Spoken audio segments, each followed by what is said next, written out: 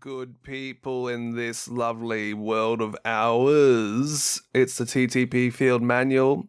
As always, I am your host, Joshy. With me, as usually always, is Jonny. Hello, Jonny. How are you? Ohio. Ohio, North Dakota. And also with us today is our returning friend and good buddy, Zach. How are you, Zach? I'm good, thanks, Josh. How are you? Not too bad, mate. Thank you very much. Boys, it's a good day to talk about Warhammer, isn't it? After spending all night playing Warhammer? Yeah, sure. Less than 12 hours ago was I on the war front.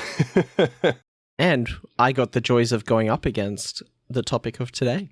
Yeah, you two have some fresh insights and knowledge, don't you? Something like that. Hey, hold on. You're the Death Guard player. You're supposed to be steering this ship today. No. We wouldn't do that to him so soon. No. I've been bullied enough. It's okay. He had the unfortunate pairing of going up against Chaos Knights last night, and it turns out toughness 11 is still toughness 11. Sure is. Johnny's like, yeah, let's have a fun game. I never once said the word fun. Let's have a game. And then in the morning, when you're all raw and rough, we're going to talk about it. There was definitely a moment of me sitting there in front of the board with all my models out being like, who dares step up? Not me. We rolled off for who versed you. Yeah. No one wanted to. They had to roll for it. Are you less intimidated or more intimidated by Chaos Knights, Zach, after last night? Well, less intimidated, I think. Okay. I think. Okay, I good. think I've cracked the code on how to beat them. Is it 120 box hookers? No, I tackled Jonny mid game. Okay. Hey, with Drag him my away from the knees, table. wouldn't be hard. Johnny, what's our favourite segment? Oh, mate. How's your hobbying been? How's your hobbying been, Zach? It's been good. How's your demon prince going? I've made some more progress. Oh, I'm nice. stuck on how I want to build him, and so I'm going to blame that as my roadblock. That's fair. I have that, but with painting my models. Yeah, what about you, Josh? What have you been up to hobby-wise? Nothing. Not for a lack of intention, that's for certain. I bought a bunch of paints and airbrush stuff last weekend, as I said I would. And then, like, all of my free time this week went into being an unwell, person. Just not happening this week. But I'm freshly in my weekend now, so we'll see what happens. Well, while I haven't done any painting or building this week, I did pick up my codex. So list building has been my vibe for the last, 24 hours. Yeah. Between building a list for this episode and planning out what I want to do now that Chaos Knights have a codex. Yeah. I'm pretty excited for the near future. Minus my bank account, my poor bank account. Wait till we do the next segment of what's in the cart, because the cart just keeps growing. What are you putting in that you don't have for this army? I want to pick up a Astartes Knight. Oh, yeah, okay. Because I'm a problematic person who can't choose the easy way out, I went with the one loadout that doesn't have a plastic kit. No, you didn't. It's your favorite boy, the Atropos. He might be my favorite, but I'm not going to encourage buying that kit. So I'm not. You've got to print one. Yeah. I knew you were smart when it came to it. Yeah. It's gonna be something not quite the same, but close enough that that'll be my Astartes Knight until they release a plastic kit. I do love me a good Atropos. I'm very excited to stand beside the board it's on and watch what happens. My problem is all three of the Astartes kits that have a plastic kit, the Acheron, the Lancer, and the Castigator, are all in separate boxes. You can't just buy one box and have the weapon options, or I would just kit bash together a loadout. Is Castigator and Acheron not one kit? No. Oh my god. Okay, great. Yeah. Welcome to 30k. I'm excited for you, Jonny. I'm excited for you. Yeah, I think once you see the knight I'm printing, you will be very excited because it's a little canoptic Oh. in nature. Oh. Have I ever allied with you in our multiplayer games? Once.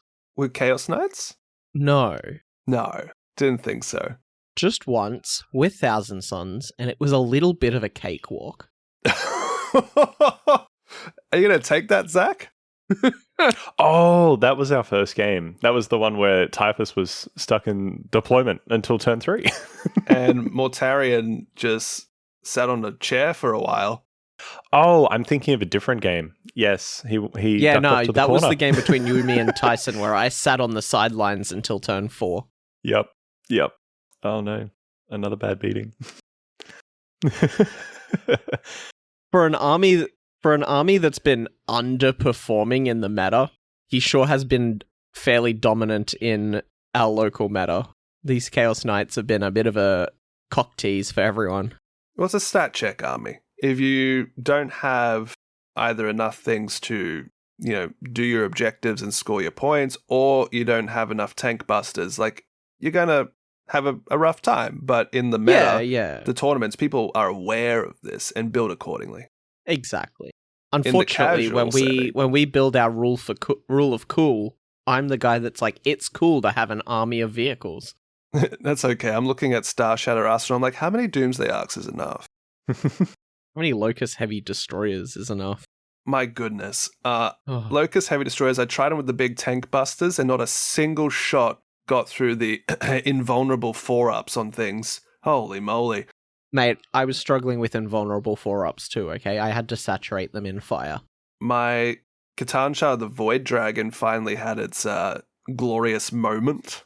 Yay, it got rid of its new model syndrome. Pulled it off the shelf after its 2-year hiatus of being built, and it pierced a Knight Desecrator through its infernal heart a few times for 22 damage in one fight phase. I told him, don't do it. This is, like, that Knight is exactly what this model is designed to go kill instantly. Nah, I'll be fine, they say. But it was not fine. It was not. It was not fine. Anyway. What is our topic of today? Show notes quick, mate. Show notes quick. Oh, show notes. Show notes. Man, I'm so out of whack still. Zach, you want to do show notes? Gotta get back in the mood. Sure, yep. What book are we reading? I believe we're looking into the Death Guard Codex today. No. What's our book club book? What's our book club book? Putting you on the spot now. I don't know that. I'm not reading it. And neither are you, Joshy, from what I've heard. One of us is still reading Angel Exterminatus. Wow. After it took me a while to start reading the book, I definitely read it in like 2 days. And why is that, Jonny? How did you manage to do that? When you have to drive 8 hours a day for your job, it makes things a little easier. Yeah, I don't got that. I had to drive to the next town and back. You sure did.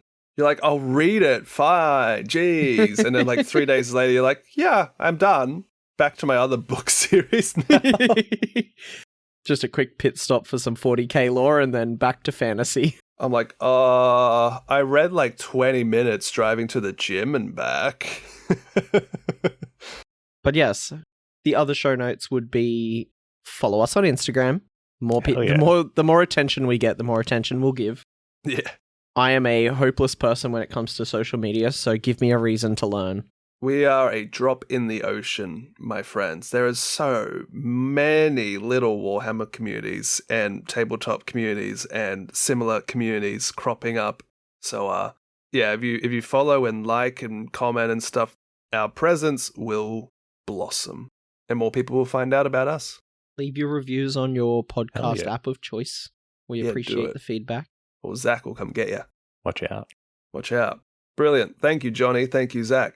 Death Guard Codex review is our topic of the day. The second in a big slew of courtesy reviews that we're going to be doing. Third. Okay.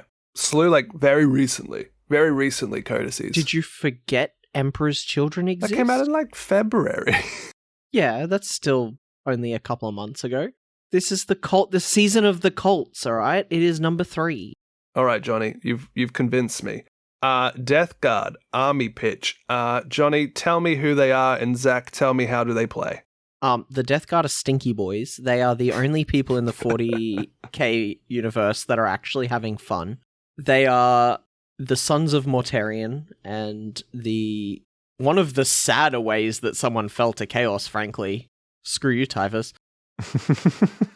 Bloody Typhus. Yeah, they are the children of Nurgle. They enjoy all things rot and decay. They forgot how to feel pain, but instead just spread disease and plague and contagion. They are one of the cooler looking rangers, frankly, with some of the best detail in miniatures. Oh, yeah. But, yeah, how do they play, Zachy boy? They're very slow, but they're very tanky. Ooh, yeah. So yeah, a little bit more reserved, but otherwise, yeah. They like to get to the point and stay there. And then they'll try to shoot you. Keyword on try. A bit of an immovable wall, you would say. Something like that, yeah. So very cool. If you like slow and not dying, this is your army. Absolutely. If you've played Necrons, this might be a good second army. It'll feel familiar while feeling different enough that you'll have a bit more detail in your painting instead of metal robot with coloured shoulder pads. When we first were doing our episodes and we did our first impressions sort of on all the various factions, I think Death Guard might have been the cult faction I liked the most for those reasons. Yeah, it was definitely up there when we did our slag ratings. They are very appealing to look at in a very gross way. Yeah. Oh, you know 100%. why I also really love Death Guard? Why? I love characters in my armies, boys. Shall we have a quick hobby range review discussion, much like the structure of our world eaters? Talk about the army a bit, talk about the models, then we'll navigate through the rules bit by bit. Do we want to talk about the range a little bit, boys? Yeah, let's do it. Sounds good. And let's try and convince ourselves that we know which gross-sounding name is which character. Quick, Zach, which one is Scribus Wretch? He's a tallyman, isn't he? Ooh, good job, Bobby. All right, which one's the Lord of Virulence and which one's the Lord of Contagion? So the Lord of Virulence has the Super Soaker, and the Lord of Contagion, he has the Scythe. Hey, dude knows his stuff. Ooh, Jonny, who's Lord Felthius in the Tainted Cohort? Excuse me? What did you just say to me? Zach, who's Lord Felthius in the Tainted Cohort? The one that we don't touch. He's the ugly-looking character, Lord of Contagion. Ah. The one that has the really weird-looking face. The big, bald, shiny head. Man, you start throwing actual epic hero names at me, and I'm like, I have no idea what you're talking about. When Death Guard first came out, they had all these named individuals, but then they've just transitioned them to just being just generic characters, but the actual model packaging still has the name they once had. Yeah. Oh, okay. So the Tallyman is called Scribus Wretch, but you can take 3 Tallymen. Interesting. Lord Felthius is just an extremely cheap way to get a Lord of Contagion. Cheap, Yeah. like it's not 63 Australian dollars. He comes with 3 Death Shrouds, or Yeah. Blight Lords, depending on how you kit bash them. They're actually very cool looking models too, not gonna lie. I didn't realize that you could make them either way. It shows how much I've looked at that kit. If you got bits, no one's going to be like, well, actually, the Tainted Cohort's meant to be Blight Lords, even if they're holding a scythe. No one's going to do that. That's fair. Oh, my last question, my last pop quiz before we can actually chat models. Zach, who are the 3 characters in the pack known as the Chosen of Mortarion? Oh.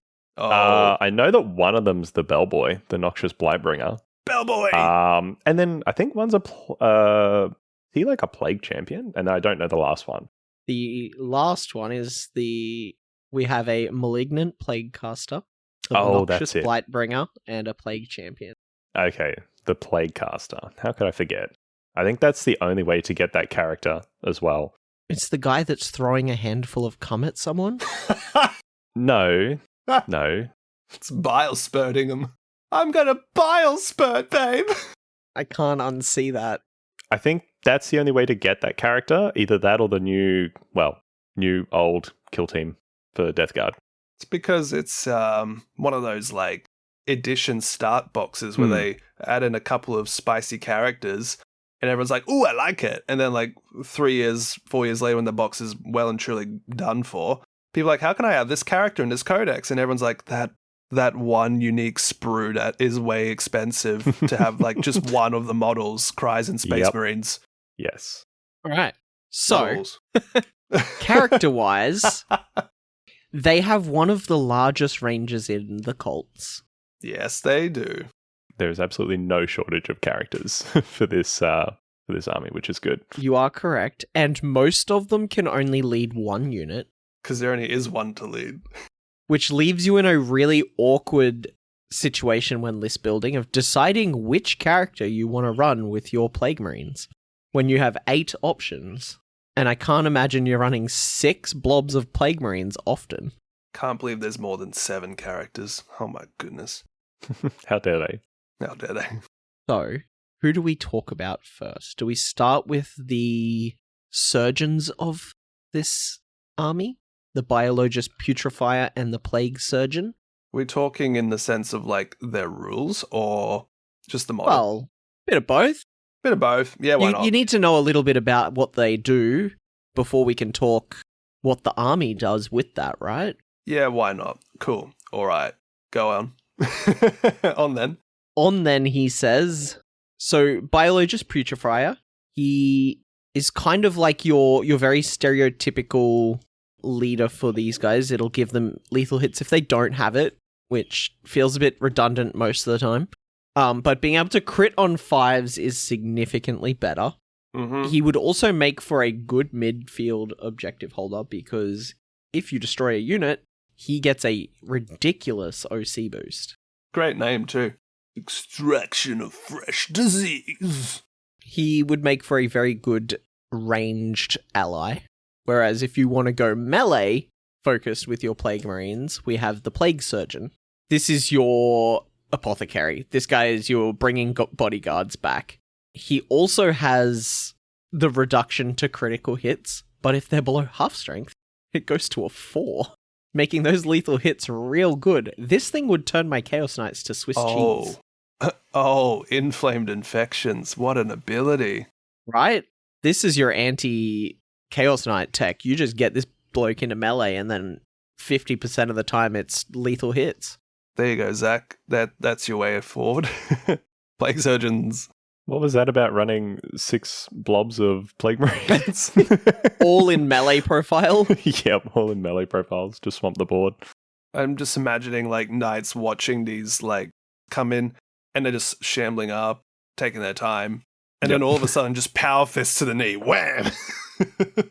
Have you got a Plague Surgeon, Zach? No, he's one of the few characters I don't have. I have... But you got the, you have the Bio Putrefier.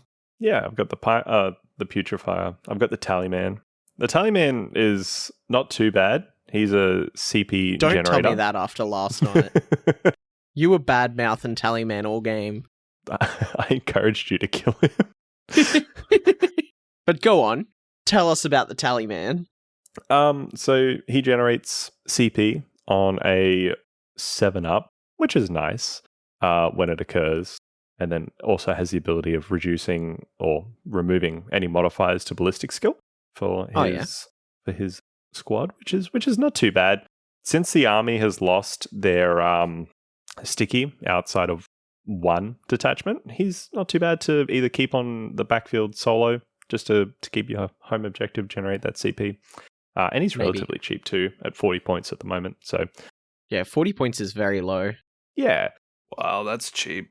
Not a bad option to be like, I want these guys to have an enhancement for fairly cheap. Really cool thing I'm noticing is that a lot of the leaders for Plague Marines can like double up. Like you can have 2 leaders per squad. Yeah, so it makes for some cool combos. Yeah. That's a pretty cool little thing. Certainly is. They've been around for a long time. They're all gathering their identities, but they're still, a squad. It's fun. Especially because you can run a Plague Marine squad as 5, right? And then you bring 2 leaders, boom, 7. Haha. Yes, they can be run as 5, 7, and 10. Having 3 options is also pretty cool. What's next, Greg? What's next? Well, next we could talk about the Noxious Blightbringer, Bellboy! the Bellboy, which is one of the coolest models in the range. I really like the Bell. Hard agree. Yeah, right?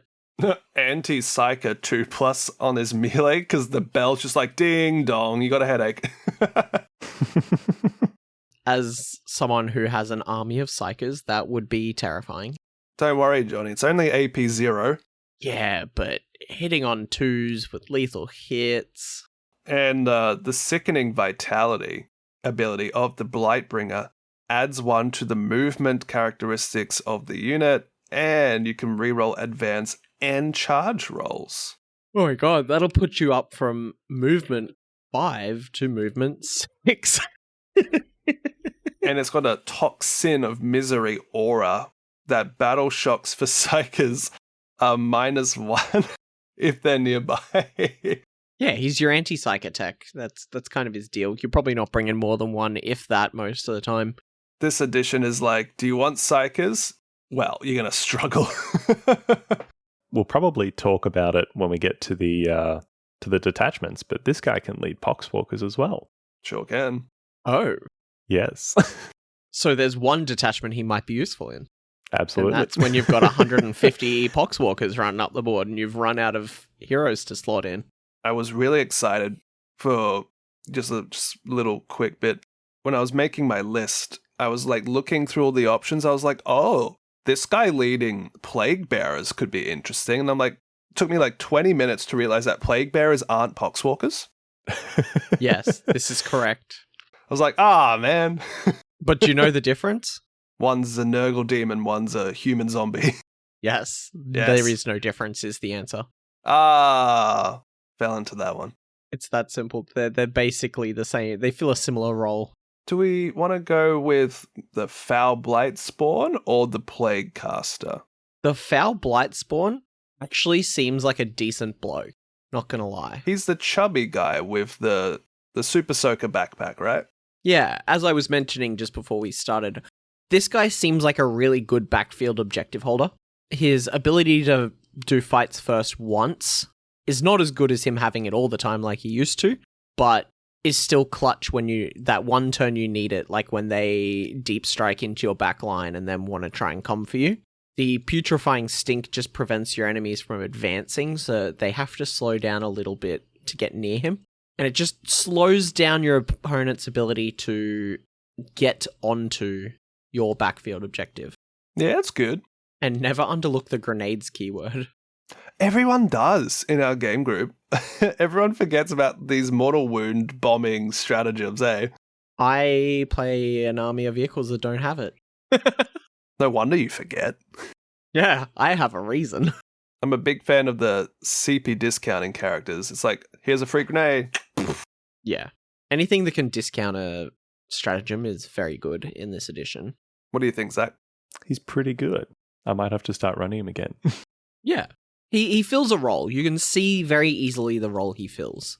Yeah, no, he seems solid. And then the Malignant Plague Caster, he has an ability that allows him and his squad to have sustained hits against an afflicted enemy. Woo! Yeah, this guy seems like he's decent.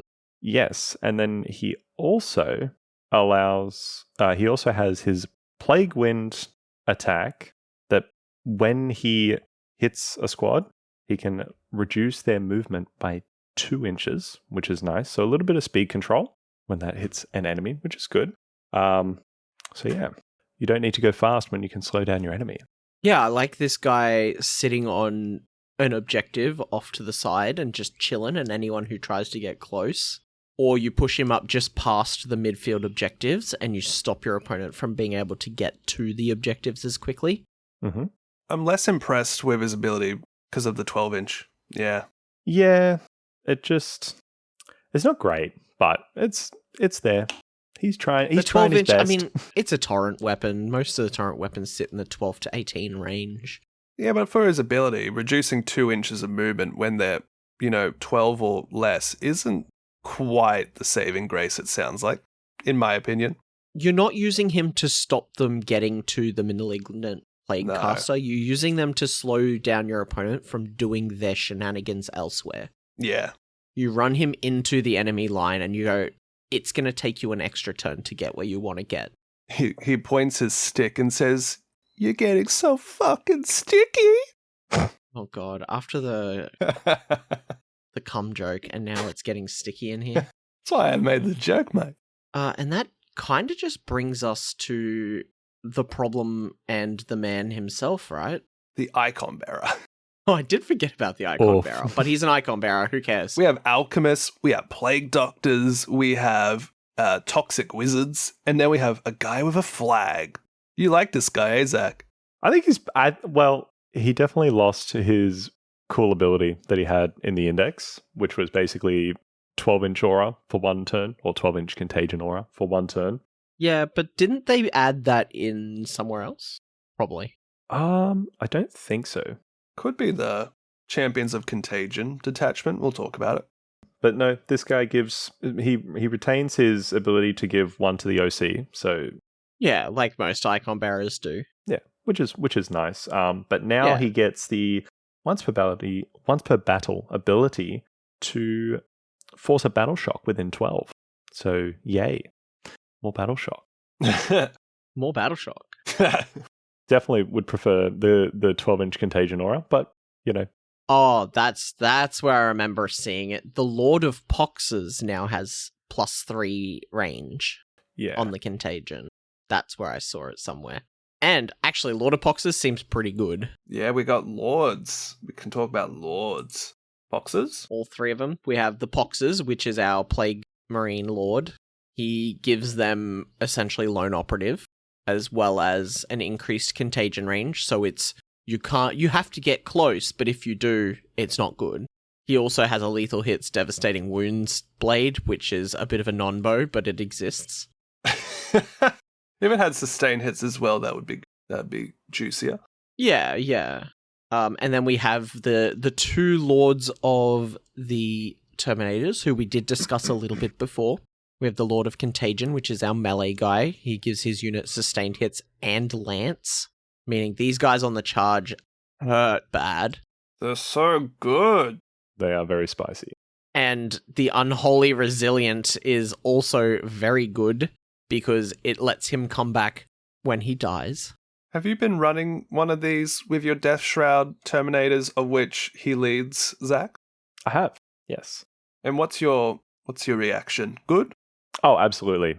In one of the detachments, I don't remember which one, but we'll get there. He does have an enhancement that gives him 1 strength and an extra attack, or 2 strength and an extra attack if he is on an objective. So very good for clearing off an objective. Yeah, that sounds disgustingly resilient. Disgustingly oppressive. You said it. Yeah, no, he's super good. Even with just 3 Death Shroud Terminators, absolutely gross, very scary. And the Death Shrouds are a very, very cool model. We will get to them soon. Yes. And the Lord of Virulence is not too bad either. He's got the ability to re-roll the wound roll On a range attack. when leading. Yes, on a range attack when leading a unit, which is nice. And then he can also buff up some allies that have blast keyword attached to their weapons, allowing them to re-roll the hit rolls, which is good. Yeah, dude's sick. Wait, does it say each time a friendly Death Guard model makes a range attack targeting its selected unit? You get Markerlight. You've got to select one, so it's Baby Oath at the moment. But Baby Oath at the moment is good. Still Oath of Moment. In Chaos, we have to jump through hoops to get what Space Marines get by default. But he's good. He's very good. He's very cool. That's all our non-named Astartes characters. Do you have favorites in this bunch, Zach? Are there ones that you've taken and you're like, these are going to stay in my list? I like them a lot. The Biologus is definitely for me like not like a must bring, but he sticks around. He's very good. Being able to crit on 5s for the hit roll is super good. Like you mentioned before, there is a little bit of redundancy with the giving lethal hits to everything, but obviously being able to add lethal hits to the weapon profiles that don't get it is nice. Yeah, exactly, right. And then and usually there's a reason they don't have it, so it's good to have it. Yes. So that's super nice. And then the Lord of Contagion as well just adds that extra bit of oomph to those Death Shroud Terminators. Not that they particularly need it. There's no kill like overkill, says our Dark Angels fan. Absolutely.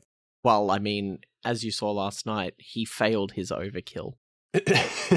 Stop fighting Lichguard. It's not worth it, boys. Just ignore them. They don't exist. I had a 340 point unit, which was Lichguard and 2 Legends characters, which buffed the Lichguard.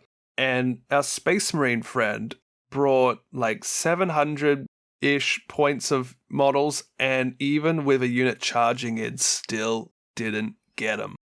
Just don't. If you're versing Necrons, go do something else. Don't fight them.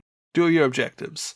They're slow. Just ignore them. Go away. Get Typhus. He real scary. Speaking of, we do have 2 named characters for this army, and they are Typhus and Mortarion. Typhus has changed a little bit, from what I gather. Don't believe so. No? No. I think it was just an FAQ on the way that the -1 to the hit roll was interacting.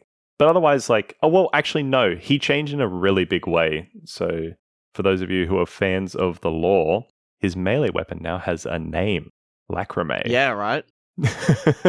But otherwise, no. Still the same sort of profile. Okay. Cool. He did get the same buffs that everyone got. I believe he might have been movement 5 beforehand, but now he's toughness 7.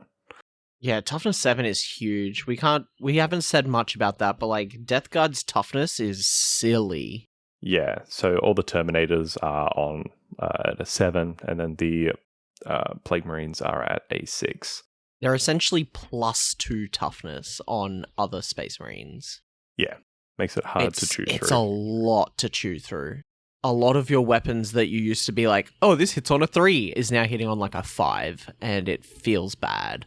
We're highlighting the 2 unique strengths of the Death Guard. Their super high toughness and their lethal hits to counteract, a lower armor penetration army by just I don't have to roll this sequence of dice. I just lethal hitted you. It's good. Yeah. My strength isn't so bad that it's only strength 3 because that's 5 lethal hits. And when we talk about the army rule later, you realize that there's a bit of combo potential in this army. And that leaves us with Morty himself. Who? Rick's friend. Oh, jeez, Jonny. Are we talking about a Primarch already, Jonny? We are talking about a Primarch already. Oh, jeez. This is one of the sadder falls to chaos, in my honest opinion. I just want to apologize. My neighbor's got this extremely loud piece of machine. I'm going to go close my window. Hold on. You keep going. Yeah, but this guy is super cool. One of the cooler models in the 40k range. Mr. Mothman himself. Zachy boy, how do you feel about Morty? I think Morty got the glow up that he needed. I think he's very good. I don't know the specific changes that happened, but he's a little bit of a terror if he can stick around long enough to do his job. Oh, yeah? What do you mean by that? Yeah, nothing. There's a reason I prioritize Morty. Oh, absolutely. And that's because if he's tougher than one of my knights nowadays, and that's a problem. Yeah, just don't run him directly into a knight. Yeah, rampages go brr. Jonny, you just got to bring an epic hero. Oh, yeah? Yeah. Morty, compared to the other Demon Primarchs, has this one key difference, in my opinion, and that is that he doesn't have aura effects. He has once-off abilities that you can use. Mm. And I think that's actually super neat and interesting. Like, the other Primarchs, you have to choose an aura that sits around them. And this guy's just like, yeah, he gets to do one of these things. The Death Guard might not have enough movement to get into the aura. Probably. So you just gotta wait to use it. Yeah, it's cool. And also just like having a once per turn AoE mortal wound bomb is really nice as well. Yes. Like his design is that he charges ahead and acts kind of like a distraction until the Death Guard catch up. Wait, roll a d6 for each enemy unit within 6, adding 1 to the result if the enemy unit is afflicted. On what, battle round 2? If they're going to be within 6, right? Yep. Well, Pretty with much. 10 inch of movement, yeah. Because like round 1, we'll talk more about the army rule. The plagues that do affliction is like 3, but then what? Battle round 2 it becomes 6. So then he automatically is just doing mortal wounds on 2 pluses. Yeah. Yep. Oh my god. If you move up to him, yeah. Oh my god. So he's definitely like get in your face. His weapon profiles aren't bad, but like his melee profile is delectable. Mate, one of his ranged profiles has 4 keywords on it, right? Yep. That's obscene. It is blast, lethal hits, devastating wounds, and psychic, Oh, no. all rolled into Rotwind. That means he's got the Psyker keyword. No wonder he has a feel no pain because of all the anti-Psyker mortal wound stuff in this game. Right? Yeah. No, Oh. dude is tough as nails. And also has the grenades keyword. Just want to put it out there. Is it those little balls that are flying around his neck? I believe he actually just throws a Nurgling and it explodes. One of the many attached to him. Yeah. No, but this dude is sick. No, he's very good. And I mean that in all ways. And it's strength 14 on the strike profile of his melee weapon. D6 plus 1 damage. AP minus 3. Yeah, real good. Mm. And dev wounds and lethal hits because the non-bow just has to exist again. Yep. Meanwhile, the sweep profile has sustained hits and lethal hits, which is actually a pretty good combo. And 8 strength on the sweep profile is nothing to sniff at either. You're carving through a lot of stuff. You're carving through Space Marines on it too. You're also carving through sisters on it too. Well, that's not hard. The Rotwind does that. What do we think of... Oh no, it's the deep ass vapors again. Sneezes at your sisters. Mortarion, stop brooding and take a frickin' shower. What do we think of the Lord of the Death Guard abilities? Do you use these much, Zach? I have a lot of words. It's too much reading. Yeah, exactly. Thank you, John. I think the fight on death is like quite nice, which is his boon of death. It is on a 2-up. Does too, that count which is for very him? good. Does he count for his ability? So as far as I'm aware, Yes.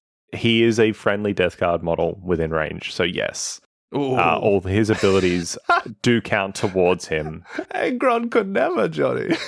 Yeah, no, he's and so yeah, if your Plague Marines haven't moved, or if any of your friendly Death Guard models haven't moved up, you can just be like, well, Mortarion's going to buff himself. And that's kind of what you do, right? It's like Mortarion buffs himself until everyone else catches up, and then he spreads the love. Exactly.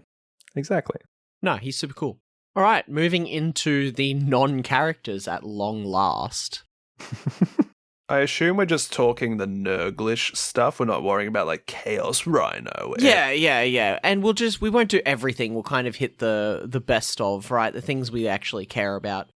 We do have to talk about Plague Marines as they are kind of the main battle line that you have. You didn't want to talk about Demon Princes and their T12? I mean, we could, but... Oh, mate. I feel like the Demon Princes for Nurgle aren't as standout as they are in some of the other cult factions. They do have a fun They're aura, okay. which gives Death Guard benefits of cover. That's fun. And they, as Zach pointed out, an extra pip of toughness. Really can add up. But they're Demon Princes. You know about them, Yeah. I imagine. Yep. Yeah. Plague Marines are a heavy weapons squad. They can have quite a few heavy weapons. They themselves are often heavy.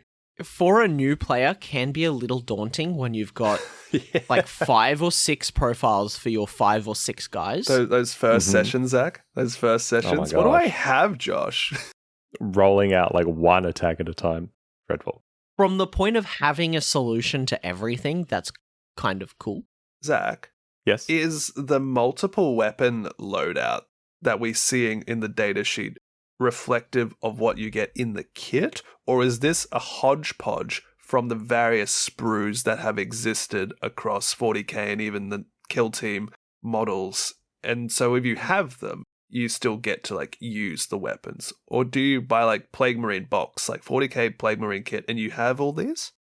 So you do have all these in the kit. The box you buy has 7 Plague Marines.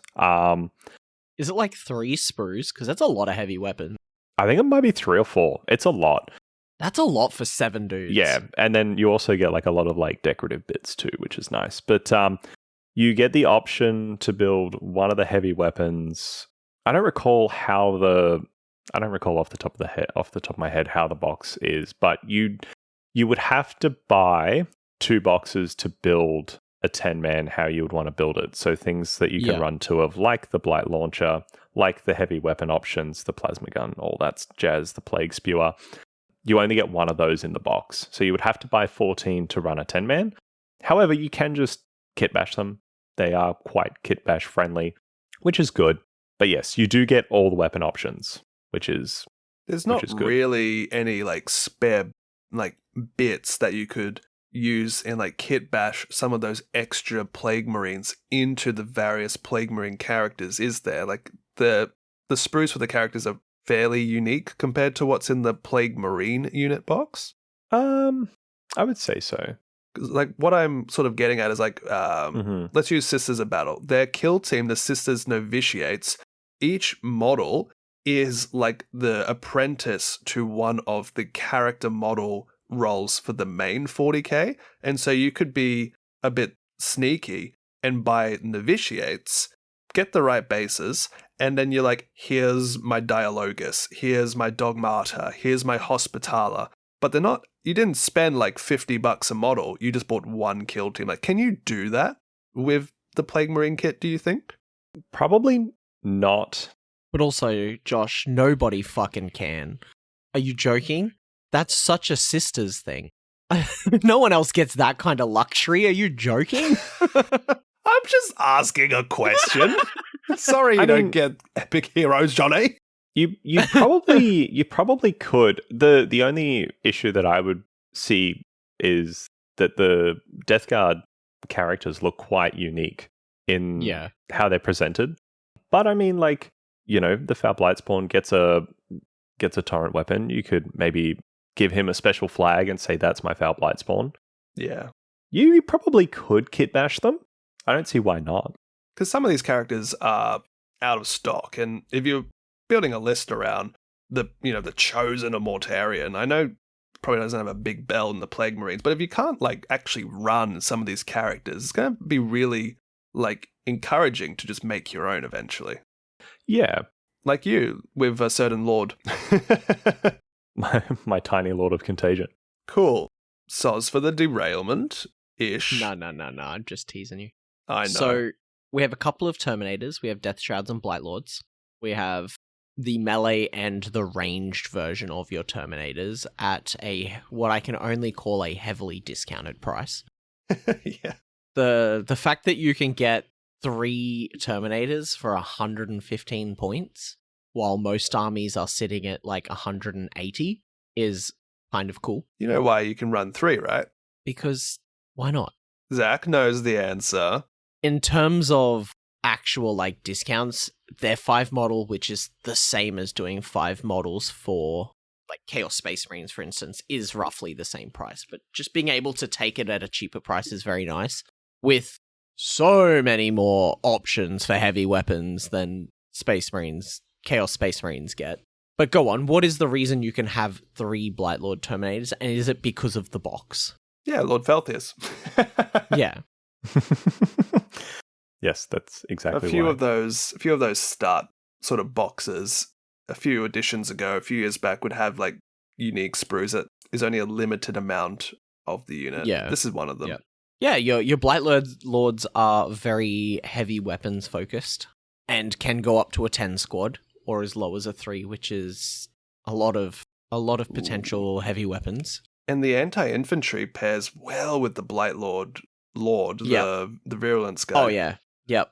These guys are the definition of anti-infantry if you want them to be, or can be very much the opposite if you need them to be. And I like having those options. Death Shroud, on the other hand, options are gone, but you get a very nice melee profile and anti-precision tech. Anti-precision tech. I like that they all have like their own sort of application and not just stat sheets. Like the Plague Marines impose affliction. So if you are a Blight Lord, you're shooting a unit, they might have like -1 to save or -1 toughness, you know? Yeah. And then the Terminators just finish off the job. I do really like the Death Approach's ability. Being able to afflict someone and then drop even closer is nice. Nice. Anything that can decrease the range of your deep strikes is nice. Nice. But that brings us to kind of the end of their people on foot, other than Poxwalkers. But do we really need to talk about the shambling zombie horde? I guess the only thing to really say about Poxwalkers is with Typhus, they come back. But outside of that, and I think we'll talk more about them when we get to the detachment. I think that's a good idea. And then we get to the cool stuff, right? The Galapox. The demons. I'm kidding. Go on. Go on. Now we get to the vehicles. They have some fucking sick vehicles. Uh-huh. And can I tell the difference based on a name? No. They have some very, very cool demon engines. What are you struggling with? Let Zach explain the difference. Oh, after last night, it's a little easier, but we know what his favourite one is, which is the Myphitic Blight Haulers. Yeah. Which, based on the name, is impossible to tell if that's meant to be a Plague Burst Crawler or if that's meant to be a Myphitic Blight Hauler. Blight Hauler gives me this mental image of like a garbage truck. No, it doesn't give you a lawnmower? No. Because the model gives me lawnmower vibes. Well, the model gives me lawnmower vibes, but the name gives me like Blight Hauler. Makes me think of a garbage truck. Like something big? Like maybe that's their Rhino equivalent? Yeah. Why do you like Myphitic so much, Zach? What about them? Because they're the best. Okay. That's because why. they're the anti-tank for the army. They are. Being able to target down monsters or vehicles. They have 10 wounds. I thought they were squishier than that. Oh, no. Ooh. No, Okay. they're cool. No, being able to, reroll hit rolls and wound rolls of 1. It's Love that. no. It's add one to the sorry. hit roll My and bad. wound roll. It's real good. It's good. Yeah. Target down those knights. When you've only got like 9 strength at most, it kind of feels weird that you'd call it anti-tank. But when you can turn your 4s into 3s and 3s into 2s, that kind of makes up for the lower strength. Plus, they have lethal hits on almost everything. As well. Affliction. We'll get to it. Yes. Use. And then I guess we'll talk about the other one, the Plague Burst Crawler, because that's the one I mentioned. Right. Which is their indirect fire artillery cannon. It is a mortar turret on legs. Isn't it on tracks? Yeah, I mean, technically. I'm just, a bunch of Nurglings just like holding it up. Yeah, it's on a palanquin, right? Mm. No, this thing's cool. It's a very cool model. I really like this model. It's one of my favorites in the range. It is my favorite in the range. It's like the right amount of tank plus the right amount of gross without being overwhelmingly either. Yep. How have you gone with this, Zach? Not too bad. I think that the Plague Burst Crawler is pretty fun. He's a tough boy, sits in the back line, hangs out. Spore Lace Shockwaves. Has that gone off for you before, the Spore Lace Shockwaves ability? Not too often, no. But We don't have a lot of horde armies in our play group. no. It's a good ability though, isn't it? People don't like to group Yeah. up. Handing out D3 mortals is nice. It is a very good ability, though. Yeah, just whoever's nearby can also maybe take a bit of that sort of shrapnel explosion aesthetic, except it's poisons. Yeah.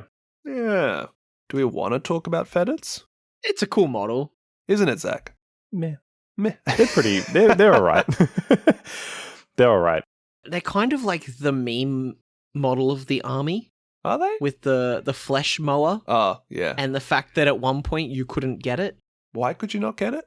They released it in a box that did not include the flesh mower sprue. Oh, what the hell? Stop doing this. You could only build it as the non-flesh mower version. They've fixed it now, haven't they? Yeah. Okay. It was one of their limited releases. I think it was the first time they released the model. Okay. And they were just like, yeah, but you got to build it as the other option. How rude. But it can shoot and charge in the turn it fell back, so you can definitely do some fun stuff with that sort of ability. Being able to just, like, kite your opponent a little bit. And the flesh mower's not weak. It's still, like, 10 attacks, strength 7, 2 damage, 1 AP. Like, it's decent. I keep trying to convince you, Zach, to try running one or two of these as just a forward affliction token. Yeah, no, they probably wouldn't be too bad to pick up a couple of. They're only like 90 or 100 points if you go with the heavy blight launcher. Yeah, there's that new option. And there's big gun. It does have a big gun. That just about covers start sheet. Data sheets. Ooh, do we have any standouts? Zach, what are your standout data sheets? Without considering how it interacts with the army rule and the detachments, what are your standout data sheets that linger in your mind? I think that the Blight Lords got a really nice glow up. They're now even tougher to take down, and they're good both at range and in melee. They're quite tough. Plague Marines, obviously. Swiss Army Knife, you get all the options. They're tough to take down as well.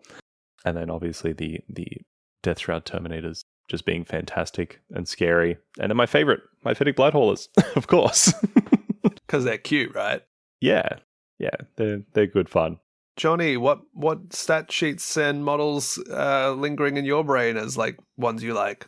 Mate, it's all about those Death Shroud Terminators. They're so fucking cool. They're very good. They're the standout for me. What about you, Joshy boy? I know what I said about the whole army rule thing, but a lot of these actually mention the afflicted stat. So I think there's a lot of good synergy between a lot of units. Like I've seen Plague Marines shoot someone, they're afflicted. Then you could bring the Death Shroud in. Or the Blight Lord Terminator character, the Virulence guy, he can choose a fellow, all those rerolls, and then you have like the Fetid Bloat Drones and the Plague Burst Crawlers just plucking people apart with these little pings of mortal wounds and afflictions. And I really love the units that do a couple of those things, like they feed off of each other. We didn't really cover it, but there is quite a lot of synergies that have been applied to do with the afflicted keywords, which is really nice to see. Shall we talk now a bit more specifically about the army rule then? Yeah, sure. So the army rule, you get an aura. All your units get an aura. On turn 1, it's 3 inches. On turn 6, on turn 2, it's 6 inches. And on turn 3 onwards, it's 9 inches. And you can pick one of the following abilities, as well as minusing 1 to toughness that's built in. You can Very good. subtract 1 from the hit roll. So not only are you tanky AF, but you're also now harder to hit. Fantastic. Love that. You can worsen the save characteristics of models that are afflicted by 1. So as Josh sort of alluded to earlier, when AP is somewhat lacking, there are other ways to mitigate or step around that and make your enemy easier to kill. And then we have the one that no one really plays, the -1 to leadership, movement, and objective control. Be really good against Tyranids, just saying. Yeah. And maybe demons, actually. It's very situational. It is. I could potentially see it being very good in the mirror match as well. Oh, yeah. Because when you're already lacking in the movement department, making your opponent slower than you and unable to hold objectives as good as you could also be a good thing. That is true, yeah. So maybe something to consider when you're up against the mirror match or other slower moving armies like Necrons. Oh. The other option is you can be a complete asshole if your opponent is playing something like Chaos Space Marines, where they throw leadership tests like they're going out of fashion. And you just be like, are you sure you want to do your Dark Pacts? Because they're all at -1. So there are situations. Without doing too much detachment spoilers, one of the detachments does feature Nurgle demons, which really love playing with like -1s to that as well, like leaderships, battle shocks. Does that stack the -1s in battle shock? I don't believe you can stack the same effect. So if they're both giving -1 to the battle shock test, I don't think so. I see. But if one lowers their leadership score and then one worsens their battle shock test, they would stack, if that makes sense. Okay. So the way Scabrous Soul Rot is worded, you might actually. Yeah. It might work. I would have to seek clarification. Rules lawyers. It's good. Do you like the Nurgle's gift, Zach, combining with the index detachment's afflictions? I do. I think that was definitely the change that the army needed. So before, the selecting of the aura and its effect was a detachment in and of itself, and now that the army gets that innately is huge. Yeah, no, it's very good. Do you find it strong enough, like as an army rule? I think so. I think that being able to sort of debuff/buff yourself is nice. I'm not too familiar with other army rules and how they work with their armies, but I think that it's fine. Okay. Pre-Codex, there was a situation where we got the Christmas detachments, and the Death Guard one was basically unplayed because it was too hard to pass up those bonus afflictions. Exactly. So now Flyblown Host also gets them. It kind of brought it back into playability. Not that we will talk much about Flyblown Host today because we're not discussing Grotmus detachment. No, but it is definitely getting some play from it. Oh, absolutely. Yeah, because you lost the aura, but now that's built in. Yes, it is a very good detachment. All right, cool. Well, speaking of detachments, which one did we want to talk about first? You want to go for the classic, the Virulent Vectorium, the combined arms approach? Sure. This is your new style index detachment. Its detachment rule is simply everyone gets sticky. Woo!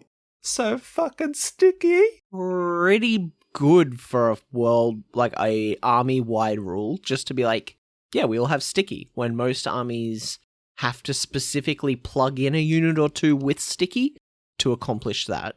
It's pretty good. Yeah. It's got some interesting enhancements. They're fine. This is your, I want to play Death Guard the way it played in Index. Absolutely. It's it's a pretty good all-round detachment. Great for new players to jump in and pick one up. There's not too many moving parts, which is nice. And you get some fun stratagems as well. It's got one of my favorite style of stratagems. It's the putrid detonation for me. Mm-hmm. I love Deadly Demise being forced. It's so much more fun. Absolutely. Yes. No, being able to select a vehicle to blow up, or monster, like Mortarion, if he rushes into the front line and dies. No, it can create some fun situations. You've also got Leech Spore Eruption, which basically allows you to heal up when someone else is within 3, an enemy. You can heal up and make them take mortals, which is always fun as well. Drain effects, nice. Yeah. And then we keep Disgustingly Resilient. The -1 to damage, it's 2 CP. Kind of expensive, but it's not too bad. And then we also have the extension of our Contagion by 3 inches for 2 CP as well. So some pretty expensive... I was going to say 2 CP stratagems is huge. Yeah. Those are probably the more notable ones, I think. They're the fun ones. And as we said, this is your most basic way to play. Mm-hmm. Moving on to the next one, we have Mortarion's Hammer. Yeah, I think Virulent Vectorium's good.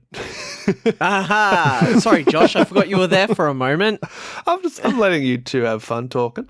No, I'm very much echoing what you guys have to say. I'm like reading the stratagems, and I see kind of like the power, but also like the issue with detachments like this, which is like your newcomers detachment. Is like it's just very good. Like there's so much universal application to the abilities It that is. are on offer. The enhancements aren't as exciting, and the army rule is just good. But these stratagems, holy hell! Like besides the ones like you talked about, like creeping blight, like full rerolls against an afflicted target, plague surge. Like if you need a big go turn where you just need everyone to be real sick, like it's like I don't have much else to say other than I can understand why so many people will just take this one as a detachment. It's very universally good. Yeah, for sure. Next up, You're ready to move on now, are you? sure am. Thanks, mates. Appreciate you giving me the floor for a minute. Mortarion's hammer. Doesn't he have a scythe?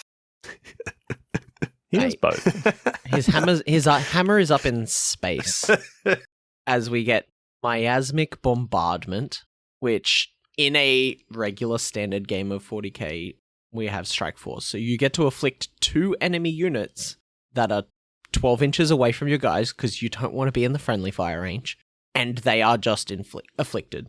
Plague burst crawlers will love that.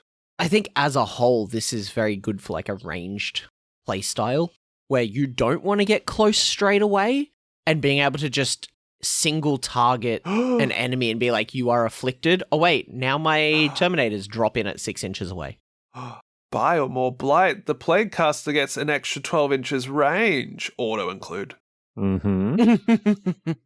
And then you can -1 to their movement, -2 to their movement. You can run Lord of Virulences as mechs with the Tendrilous Emission enhancement. Just run him alongside vehicles and just keep spotting things for them to shoot. How good! Yeah, I actually really like this detachment. I think this detachment's great. It's very fun. It's a very fun detachment. Someone may have built a list around this detachment. Oh yeah. Ooh. And you didn't mention it, but there's also a free Overwatch strategy enhancement. Mm-hmm. Oh. I love Like, this is your ranged powerhouse. What a name. Shriekworm Familiar. This demonic familiar lives in the champion's flesh and watches with bitter paranoia for enemy threats. Should it spot a counterattack from the foe, it bursts forth to scream its shrill warning. Where does it burst from? Wherever it is. The chest, right? Yeah. Comes out the butthole. Ah! Comes out the butthole. Yeah. No, the free Overwatch is very nice, and it's once per battle round as well. So You get to do it every turn. Mm-hmm. Yes, no, this is the vehicle detachment. It's great. Death Guard get a lot of really cool demonic engines and other vehicles as well. Ooh. So the stratagems are centered around vehicles. You can Kool-Aid Man through the wall. Yep. Always a very handy thing to have.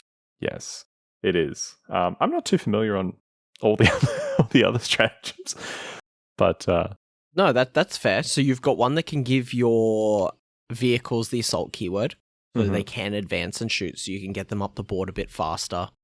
You have one that, yes, you get to Kool-Aid Man through things.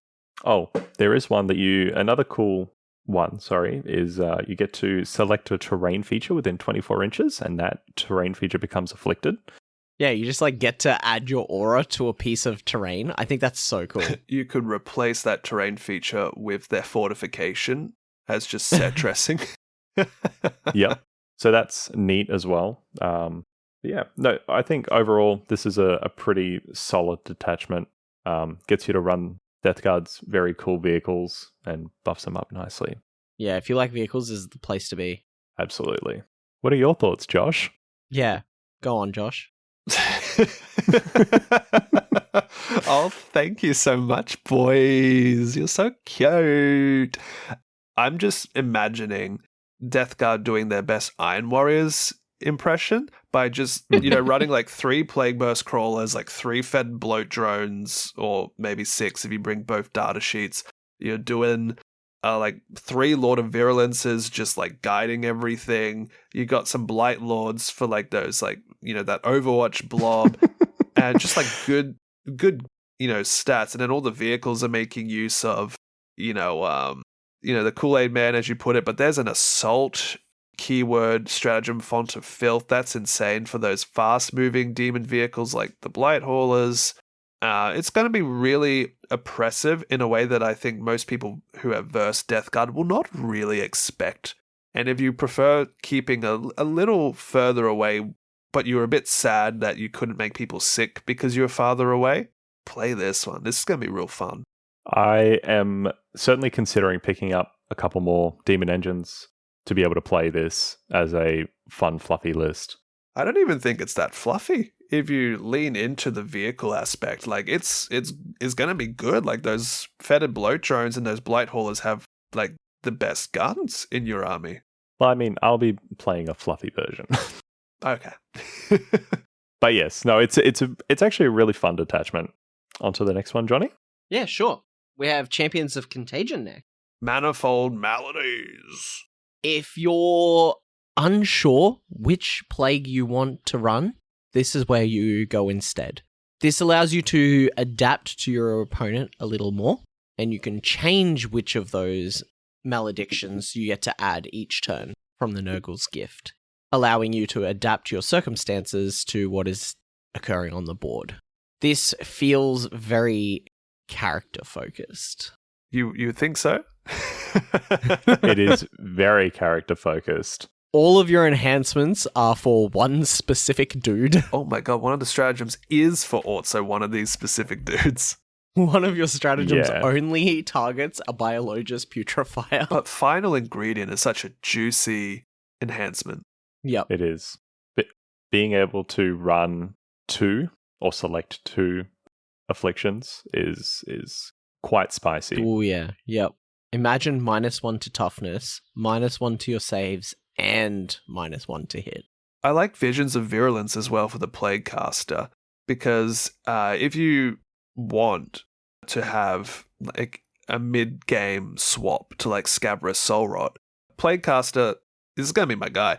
Psychic ability, minus movement. Now they're like -3 movement? Mm-hmm.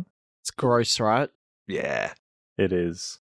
Or you could even pick up the Plague Surgeon and return D3 Plague Your Marines. blob of 10 is going to be so hard to kill. Yep. There is a Lord of Pox's enhancement, but honestly, for the cost of it, I think this is the enhancement you don't bother with, actually. If you're going to take 3, take the other 3.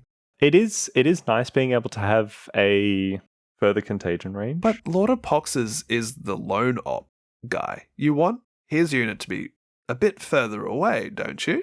Yes. This is a 35 Absolutely. point enhancement that makes people sick if they're near him. Yeah. No, it's probably not worth taking the Lord of Poxes in this detachment. The other characters are definitely the ones that shine, I think. Yeah, for sure. Strats, boys. Talk about strats. Stratagems. Do you like to target attached units? Here's your stratagems. Now with unique things like if your unit has 2 characters, they can fight first this phase. I just saw that. Oh, that's specific. Or how about till the end of the phase, your unit gets crits on 5s? Ooh. This attachment is just good stratagems. How about until the end of the phase, all your dudes get an extra 2 toughness on top of the 2 toughness they have on top of everyone else already. That's grotesque fortitude, all right? This is definitely the detachment that you run the many squads of Plague Marines. Yeah, this is your Plague Marines matter. And any characters that you don't bring, the stratagems mirror a lot of their effects.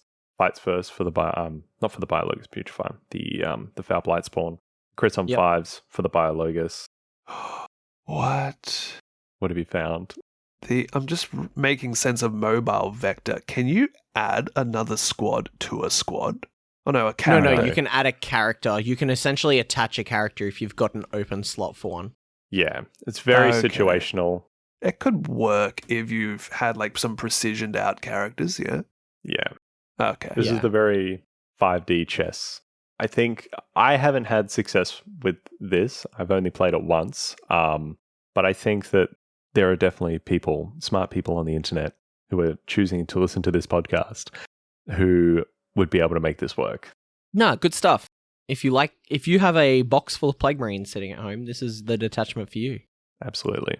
I don't know much else to say about it. You guys hit the nail on the head. I like it for being character focused, but I think the actual, overall power of it really still needs to be buffed up with some of your tough units. Like, you're going to need still your Terminators, your vehicles. But if you want to lean, a bit more heavier into Plague Marine squads, yeah, go this one. Yeah, for sure. Our next one is Taliban Summoners. Yeah, it's Taliban, internet. We're not saying a bad word. It's Taliban. That's some dangerous games you're playing there, boy. This is the Demons detachment. Good rule, It man. is... It's okay. Reverberant rancidity. I'm not sold on this, I won't lie. There's only one reason to run this detachment. Oh, yeah? Why is that? So you can run the Guo. You could run 3 Yes. of them if you want. You could run 4 of them if you also run Rotigus. I don't think they actually fit. But that I was would be about to say, cool. but you only get 1,000 points in Strike Force, so maybe not. And you have to run Battle Line. I was having a look earlier. You can only fit 2. You don't have to run Battle Line in this. That's only if you're allying demons into the non-cult ones. Oh, Yeah, this changes the rules then for that. Then you can run 4. You can run 4 of them at 1,000 points. Hell yeah! Yeah. Oh no, rip my wallet. Oh, no. I don't know if you do, let's be real. Oh no, I think you there's do. some better options. I think you at least run a Guo. Maybe 2. Maybe Rotigus too. When it comes to demons, Nurgle has some very good options. They're so thick. Oh man. I mean tanky. Thick with 2 C's. Thick, tanky things. So this has the annoying thing that I don't like about demon detachments, where you kind of need to buddy up all your forces. Yeah. Your Plague Legion buff your Death Guard if they're nearby, and your Death Guard buff your Plague Legions if they're nearby. So if these units are within 7 of each other, because Nurgle, the Plague Legions / demons will get the Nurgle's gift ability, so they'll be able to spread your contagion, and your Death Guard will get an increase of 3 inches to their range. It's a weirdly wordy way of saying demons make your contagion big. Yes. It's a weirdly wordy way of saying that. And contagion makes your demon stinky. Somehow more stinky. As we said, the main reason you're running this is because you have Guo sitting on your desk waiting to be used, right? Probably got the best, most flavorful stratagem I've ever seen be dedicated towards this Guo model. The Fleshy Avalanche. Ick. Which is, it's just Kool-Aid Man. Okay, yep. It's just It can go Kool-Aid through Man. terrain features. Because of its name, like, the ephemeral structures of real space have no power to halt the onset of Nurgle's great unclean ones. They crumble, rot, and burst apart before their unholy bulk. So it's just like a giant pimple just pops, and then it just sort of like reforms itself on the other side of the building. I love that. So gross. Yeah, it's gross. So Yeah. gross. Their enhancements are fun. You get 1 for your Death Guard that can decrease the deep strike range for demons, so he can run up the board and act as a beacon. Slingshot it, yeah. Yeah, you've got 1 you probably don't care about, which gives a Death Guard model +2 attacks in melee. 10 points isn't too bad, though. It's fine. If you've got 10 points to spare, you probably just chuck it on someone. You've got 1 that, for your Guo himself, that gives them a Battle Shock aura in your opponent's command phase. It gives them -1. And you also get a buff for your Malignant Plague Caster that can help him bring back more dudes. There's that synergy. The -1, reduce leadership. Yeah. Yeah. And because of the wording, it's when they take a Battle Shock test, you subtract 1. So that stacks with the -1 to your leadership. So you end up with a -2. Pretty cool. It's cool stuff. Mm-hmm.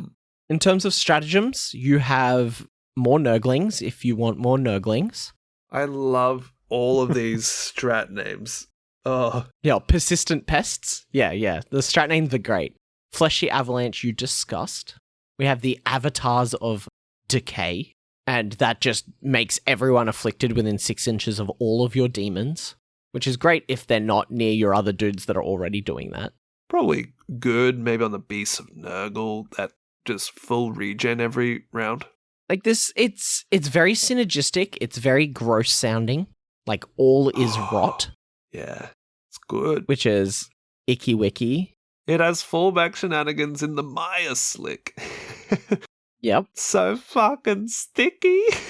Yeah, like it's fine. As I said, the only bad thing that I have to really say about this detachment is that you have to buddy up your units in a game where you want to spread things out as much as possible. But 7 inches isn't egregious. No. No, especially when the Gua is on such a big base. Yeah, and you want to pockmark the board with as much affliction as possible. You can kind of spread out in that 6-inch bubbles and just coat the board in your gross shambling. And as I was going to continue on from before, a lot of the demons that you have access to are very cheap. Between Nurglings being 40 points for a unit, Beasts of Nurgle being 60. You can really saturate the board in demons if you don't go with 4 Guo. Yeah, if you know your demon stuff, you can pull out some pretty good little combos, like the Guo you can run with the Doomsday Bell, who has a unique keyword to the weapon called reverberating summons. So each time a model is destroyed by the bell, which it's alright, you might get it in some infantry, you can select a friendly Plague Bearer unit within 12 and return a destroyed one to that unit. You got other things like Nurgle's Rot, Psychic, which you don't need the affliction to make something -1 toughness like that. There's some play. There's some good combos. Yeah, there's some cool stuff. You can vomit. So icky. What do you think of this detachment, Zach? You've been a bit quieter on this one. I think it's cool, and I look forward to playing it sometime in the near future. Oh, yeah. Oh, spoiler alert. Spoiler alert. Spoiler alert. I may have one of these big chunky boys coming in the mail. Spoiler alert. Oh, yeah, that's cool, man. Oh, my lord. Oh, my lord. He beat you, Johnny. He beat you to getting the Guo. He beat me to Guo. He did say he would beat me to Guo. Because Guo's 3rd on my list right now. Don't worry, you can borrow mine. You don't want that. If you don't want to play... if you do want to play Taliban Summoners, you can totally bring in such cool units such as Horticulus Slimix, as well as the Sloppity Bilepiper. Isn't that right, Johnny? No. The answer's no. They're gone. Nope. You get Nurglings, Drones, Beasts, Plague Bearers, Guo, and Rodigus. That is all. Interesting storefront note here. The Chaos Demons section on the Warhammer store contains the Nurgle demons that aren't featured in this codex, but then Death Guard does. So if you go to Chaos Demons, you won't see Plague Bearers, you won't see Nurglings. You'll see Horticulus Slimux and Sloppity Bilepiper, but you won't see the other ones. You got to go into this army. Yep. What the heck? It's the way they've handled demons is frankly sad. It's bad. It's not just sad, Johnny. It's bad. It's very disappointing. In the bin they go. And as someone who was hoping in the near future to move into demons for the shits and giggles, I'm a little disappointed. And it's why I haven't pulled the trigger on Be'lakor yet. Yeah, it's a bit of a bummer. If you bring Guo and Nurglings, you still get the literal shits and giggles.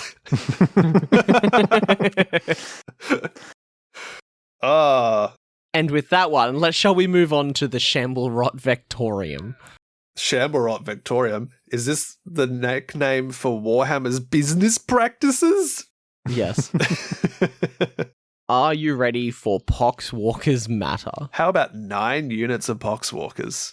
Did you buy 3 of those combat patrols once upon a time? No, Are you just the crazy?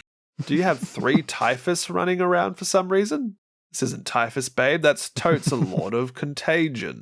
Getting an additional one actually isn't a bad idea, and then kit bashing Typhus into a lot of contagion. Yeah, nowadays it's not a bad idea. Yeah, now that they're all gone, yeah. But this gives Poxwalkers the battle line keyword. And you get to bring more Poxwalkers every turn. Well, most of the turns. How do you feel about the numberless horde of Poxwalkers? Fun until you have to paint them. Or maneuver them around the board. Yeah.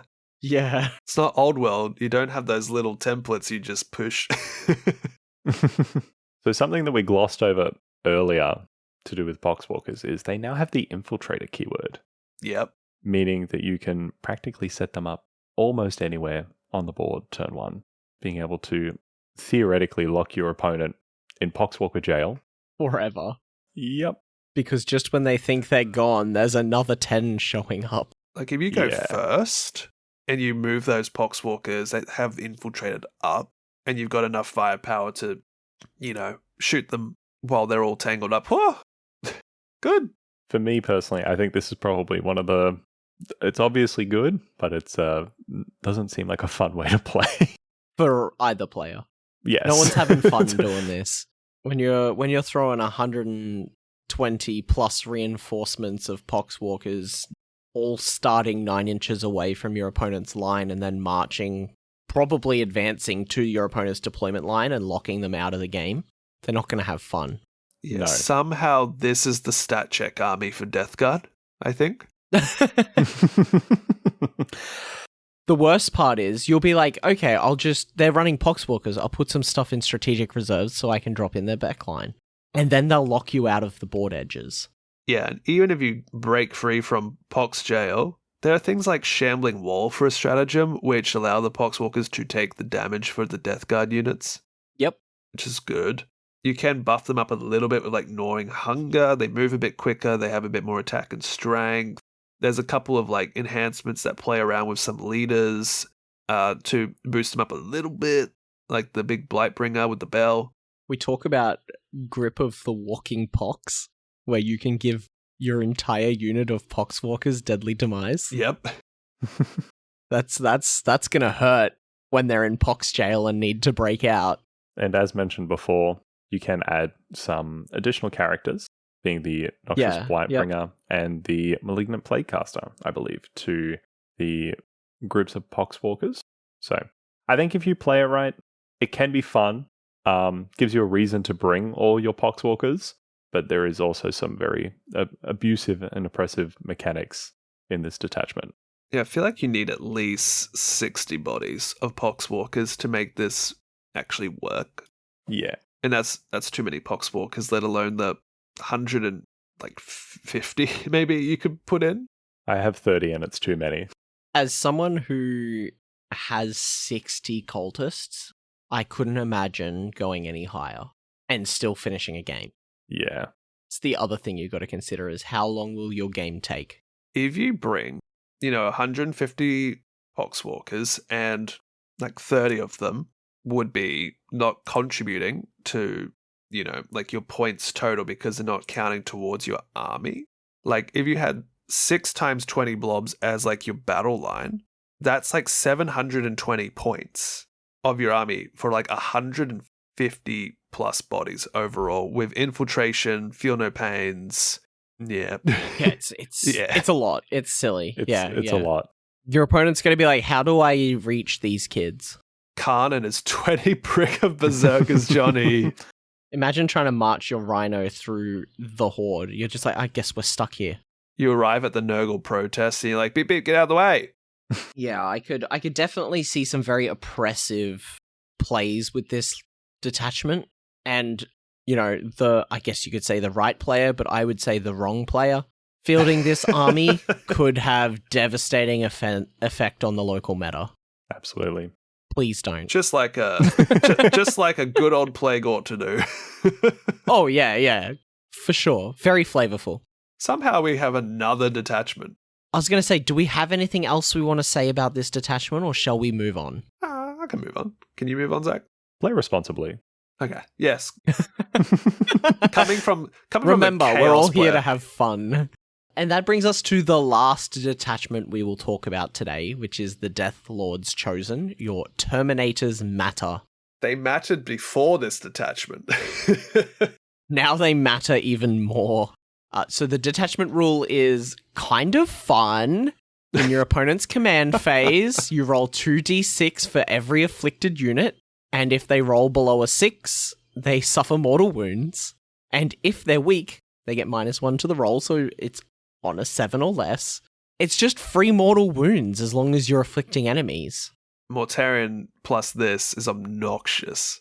Yeah, we talked about all the different ways that you can get people afflicted without getting close and doing that sort of stuff, and this just adds to the mess. It just makes it so much harder to do what you need to do while your bodies are just withering and dying. All 4 of the enhancements are for Terminator characters, as you would expect. Ooh, Warp Rot Talisman. Yep. Go on. If you're not within engagement range once per battle at the end of the opponent's turn, you can up the unit into your strategic reserves. This, with the Death Shroud mob, you'll likely be taking a 6 of, if not more than 1. Yikes. Yes, you get uppy downy shenanigans. You can have a little bit more movement and reroll advance rolls if that's what you want with Vile Vigor. The Helm of the Fly King gives your unit Lone Op, and the Face of Death is a battle shop test in your fight phase, which it's fine, I guess. You're probably running the other 3 before that, but Yeah, you could flip an objective. Yeah, you're running the other 3. you could flip an objective. It's a 10 point to fit in if you only have 10 points left. Yeah. You have stratagems like Blooming Pestilence, which gives you +3 to the contagion range of a unit. You have the Assault and Heavy keywords for one of your Terminators, which is very nice. This is fun. Or would you prefer Mortal Wounds on the chart? I like all of it, mate. I like all of it. Yeah, no, this has some very good stratagems that will come up often and aren't super niche, which is great. You've got Fights on Death, you've got re-rolling hits in the fight phase, not into monsters or vehicles. You've got Assault. And you've got adding afflicted to enemy units. Sickening Impact for if you want even more mortal wounds. Yeah. Did someone say Terminator Tank Shock? Terminator Tank Shock. I said it. See, me. And it's on a 2. I could see you having fun with this one, Zach, with your newfound love of lots of Terminators and playing Mortarion. Yeah. No, it's this detachment's actually really good. And the cool thing is the army rule pairs well with the detachment rule pairs well with Plague Marines as well. So they're not completely locked out of this detachment, being able to hand out afflictions at range if you hit, and then have that unit take mortals. Yeah, real good. Some good synergy there as well. Mm. But yes, obviously you want to take lots and lots of the really cool Terminators for this list. You would max out, wouldn't you? You'd have 3 of them, 3 of them. It might be too expensive to, but Nah. maybe. You would try to. You would take as many as you can justify. Yeah. Yeah, the key things to remember are you're going to want Deep Strike filled up. So you're going to want your 250 points worth in there. And then the rest are moving pretty slow. Yeah, you want all your Death Shrouds in, Deep Strike. And the larger your game, the more of them you could keep back.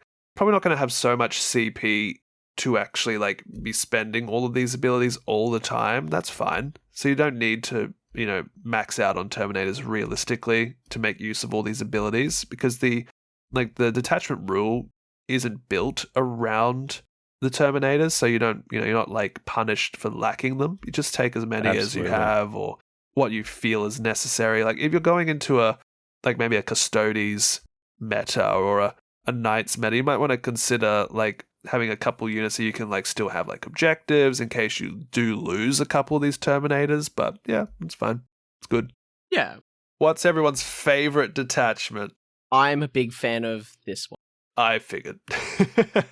I figured, he says. I think I like the vehicle one the most, even though it's the one I've played only once. I'm also going to go with the hammer. I think the hammer is real fun. The Plague Burst Crawler is my favorite model in the Death Guard range, so I would feel good taking 3 of them in that one.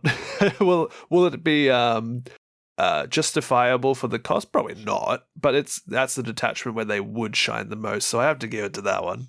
Yeah, yep. I think both of Deathlord's Chosen and Mortarion's Hammer are really cool lists to build into once you start collecting Death Guard, whether you want more of a vehicle focus or more of a heavy Terminator focus, but you can run both in either list as well. Definitely some fun lists. Tabletop Simulator Shamblerot Vectorium could be quite the riot.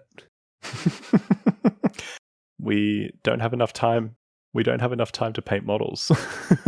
Yeah, but Tabletop Simulator, yeah. Where you can drag and drop units as well, so you don't have to mess around with moving each individual model. Zach, do you not know about Tabletop Simulator? No, tell me more. Oh We will educate my him. god. Johnny!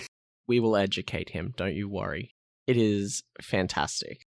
It is a online simulator for...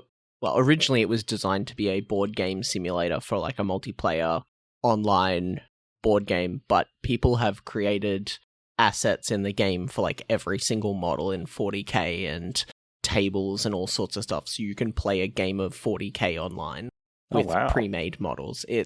We'll show you someday real soon. Sounds good. Very, very good, very good. Do we want to talk about Crusade at all, boys?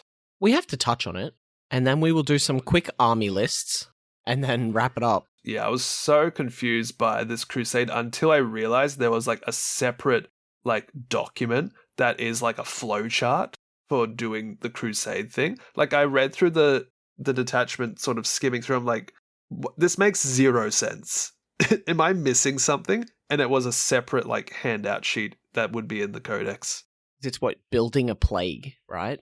Yeah. So Crusade rules a grand plague. There's like a character that can be like the focal point of doing this Crusade. You roll up the statistics of like the world your army's targeting, and then through the secondary objective agendas and spending money into the requisition points, you can alter the characteristics of the world, such as fecundity, population density, vulnerability, rate of reproduction, survival rate, and adaptability. Depending on where these points go, it equals a sort of metric of like a plague total, and you want to sort of adapt the statistics, whether you've just rolled really well or you're using your various Crusade agendas and whatnot to tweak your plague to affect the world you're targeting to get your plague totals to be, I think, 777s. You need to be, precisely 7 for each of the 3 plagues. And then after every game, you go through this sort of flowchart of like, all right, have I done the thing? Yes, no. All right, did I do it? What's the score? What's my rewards? Do it again. And then you get like the blessings of Nurgle.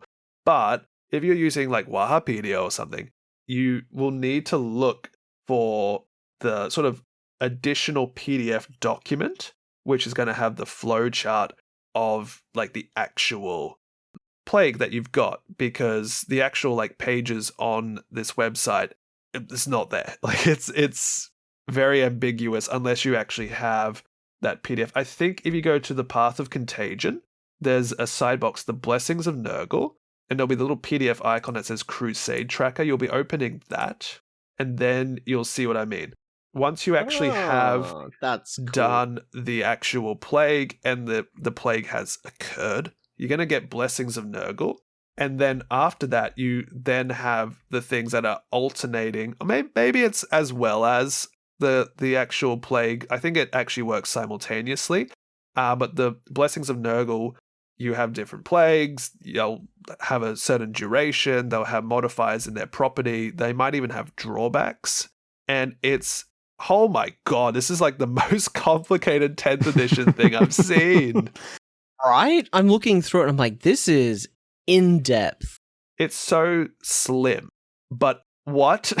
Like, you've got all the normal Crusade stuff, like traits from getting XP, relics from leveling up characters. Like, you've got all that. But the actual key, like, Crusade rule, oh my, I'm so sorry, Zach.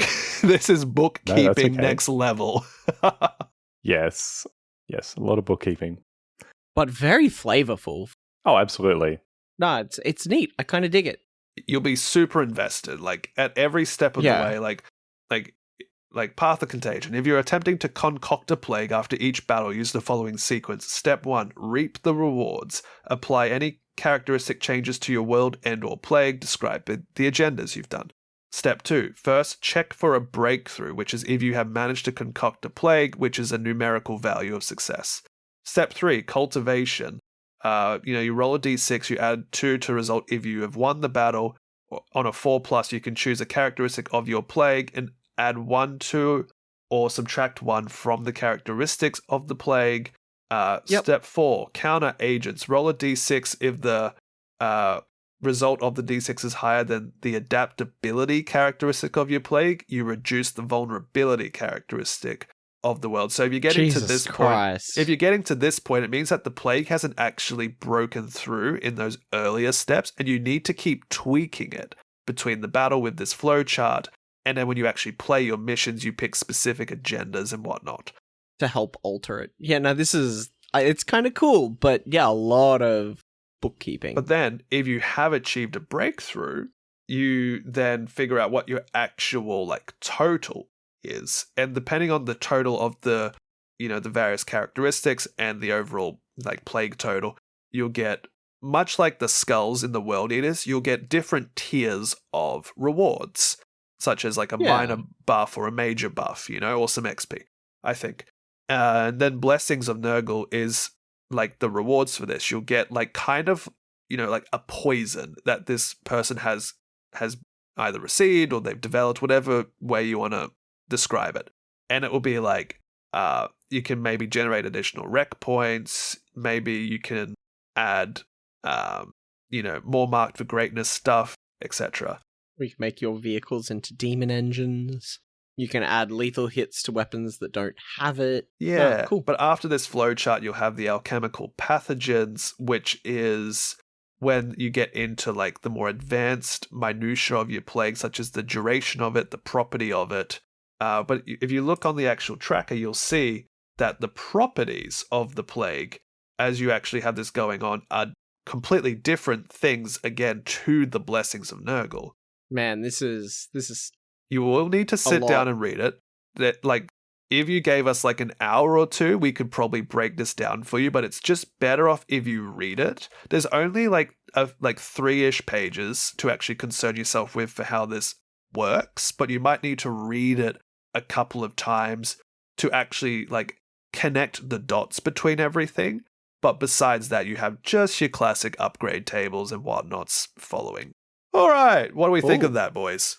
That's impressive. Do we have some lists we want to share, or are we going a little long here? Well, we can keep going if Zach wants to and you want to. Oh, I've got a list made up, ready to go. Is it 6 demon princes? It may or may not be 6 demon princes.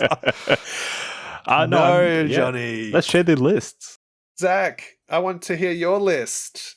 So, as I alluded to earlier, mine is a Mortarion's Hammer list. All the vehicles, all the fun. Why not? So we're taking no epic heroes. No Typhus, no Mortarion. They don't fit. They don't fit in Morty's car park. Morty's out crusading. So we've got a Biologus Putrefier and 2 Lords of Virulences. Very similar. It's going to be very similar to what you were saying earlier, Josh. We've got 10 Plague Marines kitted out with all the special weapons. No need to get into that, I suppose. 2 squads of 5 Blightlord Terminators to go with the Lords of Virulence as bodyguards. We've got 2 Fetid Blight Drones with heavy Blight launchers. We've got 2 Myphitic Blight Hauler squads with 2 each, so 4. Oh no, sorry, my apologies. There are 3 squads of 2 Myphitic Blight Haulers, so all 6. Max Myphitic Blight Haulers, as it should be. 2 Plague Burst Crawlers, and a Chaos Rhino to get those Plague Marines up on the board and taking points, completing objectives and whatnot. That's the list. 2k on the dot. If you build from the ground up, these attachments do somewhat write themselves, don't they? Absolutely. Absolutely. Bit of all the demon engines in there. I like it. You have a paint scheme in mind, I assume? Of course. Of course. It's grey. Are you going... Zach, no. Are you going with the classic Death Guard aesthetic, or are you going to pivot into your own sort of visual style? I'm still very much so undecided, but I will have to make that decision soon. The list that I want to run varies a little bit from this. I believe there was a Demon Prince. No fetid bloat drones. Sorry, Josh. But a Demon Prince instead. But I will most likely be getting another couple of tanks. So I'm looking forward to running that list. That should be fun. What about yourself, Jonny? What was your list? We already alluded to what my list is, didn't we? You can't do this again to me. Not another 6 Demon Princes. He can't keep getting away with this. I decided to go with the Death Lord's Chosen for those spicy mortal wounds. Oh, yeah. Because very, very fun. But I also included no epic heroes because there's no room for Morty in my list. Oh, no. It is 3 Demon Princes. No, I'm joking. It's not. So I decided to focus on Terminators. I think the Blightlord Terminators are some of the cooler models in the line, so I wanted to have some fun. So my list is 2 squads of 3 Blightlords, one, both led by Lords of Contagion, one with Warp Rot Talisman for those deep strike shenanigans.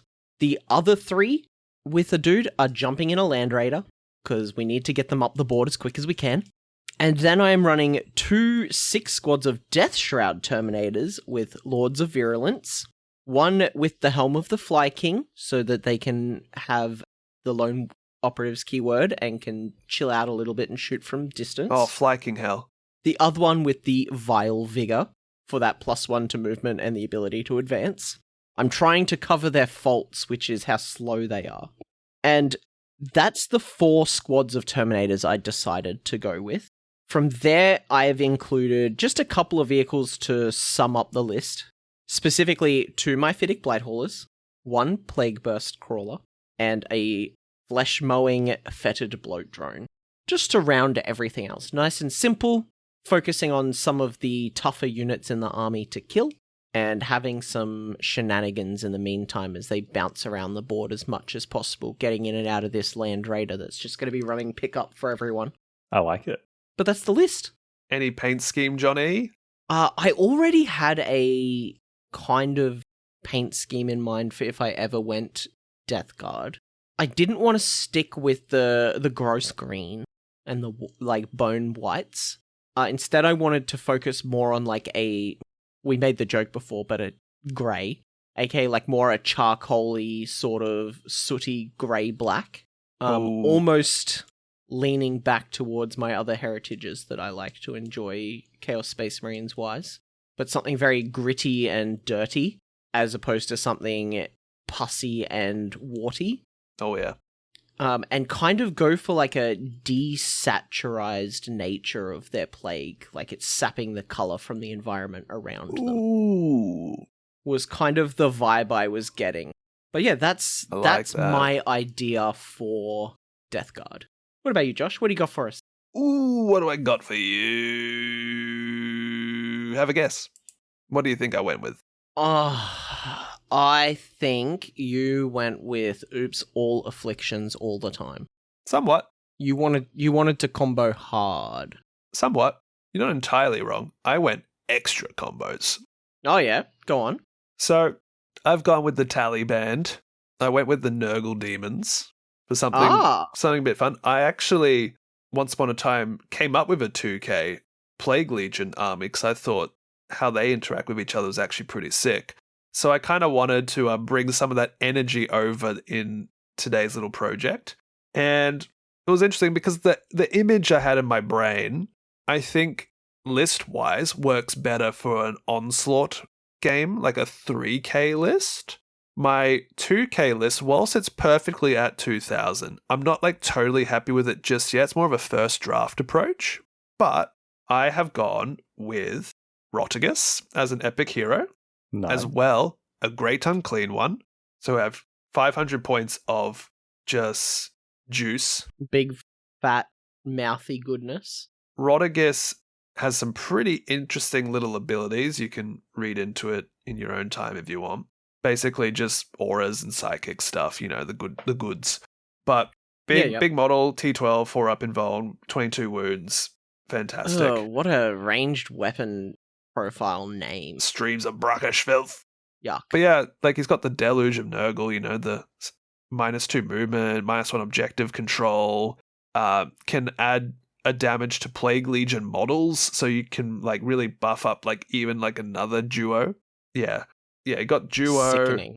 I'm unsure about like loadouts for some of these, just went with like the points of the units. I have my Warlord's actually a Lord of Contagion, leading a 6-man Death Shroud to just sort of like pop when they feel like it, just this big Death Star, just pop. I went with the Chosen of Mortarion box, so I could get both my boy, Malignant Plague Caster, and the Noxious Blightbringer. I would put the Noxious Blightbringer with a squad of Plague Bearers running around going sticky sticky. And then I just have the 3 squads of 5 Plague Marines. I don't really know about weapons. I didn't spend that much time comparing the options. The Malignant Plague Caster going with one of them, I suppose. No one in particular. They are there to, create those afflictions so that the things like the Death Shroud can go off, and if they're nearby the demons, you get that combo going on. Got a squad of 3 Nurglings. Not that I particularly care for them, but we do have Persistent Pest, so that can be a little like, ha, gotcha moment, they're not dead. And also good for that infiltrating block. I have 3 Plague Drones, or a squad of 3 Plague Drones, I should say. I would like a couple more because they have a really interesting ability to actually, like when they shoot people, it's applying like the Death's Head. So Nurgle demons can like reroll wound rolls against the units that the Plague Drones have shot. And then I went with 2 Fetid Bloat Drones with heavy blight launchers, so they can do some of that affliction, mortal woundy stuff. That's, affliction can do that. And a Plague Burst Crawler for bit of that spore mine artillery action. Ideally, I wanted another Great Unclean one to just be this big mid-board blocker. Maybe another Plague Drone squad, maybe a couple of Plague Bearer squads as well to create this sort of combo, like the Plague Drones are giving the reroll to the wounds. You got the Great Unclean ones boosting like the damage of the Plague Bearers, the Plague Bearers coming back from the Great Unclean ones' bells. Maybe a Beast of Nurgle or 2 to just be like an absolute menace for creating afflictions. And I actually started with a 2nd Plague Burst Crawler and a 3rd Fetid Bloat Drone for just that vehicle support. But yeah, that's what I came up with. Nice, I like it. And for a scheme, I thought about going really vibrant, but in a unnerving way. I was inspired by the Cordyceps fungi. The idea that this mob of Death Guard are under, the influence of one of the Great Unclean ones or something of that nature. The Nurgle has that like Holy Trinity icon, right? Yes. Perhaps the Great Unclean ones are each one of the 3, and that Plague has got this Cordyceps. The Plague Marines aren't independent anymore. They're like a hive mind. Oh, that's fun. Yeah, like a shadow, like the shadows of the model, like the undersides being like this bluish black, like just this really heavy bruising to the models, but then over the top, like the bright elements being a vibrant orange, and then from cracks in the armor, making like little green stuff Cordyceps fungi, so they're walking around like these stalks that are growing out of them, and as they, in lore, would die, puff, more of the spores of the Cordyceps like fungi are spreading across the battlefield for their own little plague. Icky wicky. Yeah. I dig it. Sick as. Thank you so much. It's very cool. I must say, though, I am a little disappointed that no one put a little someone in their list. The fortification. The miasmic malignifier. Oh, you just put it as one of the buildings, right? Probably. What about the fortifications aren't in 10th edition, are they? What's a fortification? May as well not be. What's a feculent null mole? But yeah, no, that's what I had in mind, and I really liked your ideas as well, boys. Yeah, they all seem fun. Any closing remarks on Death Guard? Yeah, I was going to say, shall we wrap it up, and what are we thinking? I think this codex is pretty flavorful. if your flavor is sour. I hate sour food. No, it's very good, very strong, very, very well put together. There's some good internal balance, and there's some really cool stuff going on. They definitely got the love that they needed. Yes. There's a lot of cool interactions to do with affliction, and the way that plays into itself. Yeah, no, it's definitely a great codex in my opinion. Yeah, and the afflictions feel beefier than ever. Like, everything matters and everything plays with it. Yeah. It's not just this extra little bonus like it was in the index days. No, it's very meaningful. Nice. All right. What about you, Joshy? How do you feel? For a split second, I was like, did he forget me again? No. Thanks, mate. I think compared to like the World Eaters and Emperor's Children codices, this one's internal balance, everything still feels balanced to each other. Nothing feels like a bad pick. Maybe Death Shroud are like an auto pick, but they're not actually like, I would say like leagues above, because they're still Terminators. Like they gotta, move slow. The Land Raider's a great solution to that. I think overall, like the fluff and flavor of this codex is next level. It's really nice to see. I don't know how I feel regarding it being like a meta topping army. Like there's still a couple of shortcomings of this army, but there's no denying that it's very well put together. And a lot of your approaches to the army are fun. Every detachment, including 150 Poxwalkers, feels potent, and that's great. And it's nice to see Crusade getting a little complex. For better or worse, there's stuff there to keep you occupied. I think it's a good book. Very, very nice, very nice. Definitely agree. I think that's about it, eh? Thank you, Zach, for coming on. No, thank you for having me. It's our first time doing triple host, the triple knot of Nurgle. A nice little three-way. It's been good. Thank you very much, Zach. I hope to get you in on future episodes, my friend. Not a Thanks worry. for coming. No, thank you for having me. And I apologize one more time for last night. You'll have a rematch soon. You've given we've given Zach some ideas and some angles today, haven't we? Exactly. Absolutely. All right, well, follow us on the social medias. Leave your reviews. Let us know how everything's going and what you want to see in the future. Next time, we will have the Thousand Suns Codex review. Thousand Suns or Space Wolves? Come on, Josh. It's the year of chaos. Yes. Well, it's supposed to I'm be. going to put off Space Marines as long as possible. We got to get our Thousand Suns list done, and then we will do book club maybe if things are finished and ready, and then maybe I'll consider doing a Space Wolves episode. I see. Well, past the codices, I do have a couple of episode ideas that are less researchy, reviewy, and a couple more of those like fun, casual discussion episodes we enjoy so much. If Zach wants to come back for those, Sick. Yeah. Thank you, boys. It's been a great little time chatting with you. I'm going to go have breakfast now. All right, let's do it. That sounds like a good idea. Goodbye.